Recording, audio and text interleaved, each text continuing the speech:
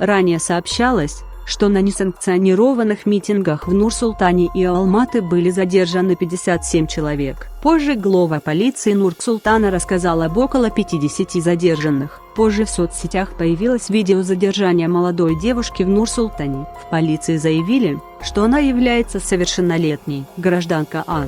2000 года рождения. Несмотря на неоднократные требования сотрудников полиции прекратить участие в несанкционированном митинге, продолжала и, более того, провоцировала сотрудников правоохранительных органов на проявление агрессии, толкая их, прокомментировали в пресс-службе департамента полиции. Ранее Генеральная прокуратура призвала казахстанцев неукоснительно соблюдать закон, не поддаваться на провокации и воздержаться от участия в незаконных акциях и деятельности организаций, запрещенных на территории нашей страны. Аблязову нельзя верить. Выводит людей на улицы на заведомо незаконные протестные акции, платит им за участие из денег, которые украл у наших же граждан. Аблязов и его сообщники, активисты запрещенной судом экстремистской организации ДВК, вводят простых людей в заблуждение и намеренно превращают в правонарушителей, говорил начальник службы по защите общественных интересов Генеральной прокуратуры Сапарбек Нурпейсов. Аблязов боится.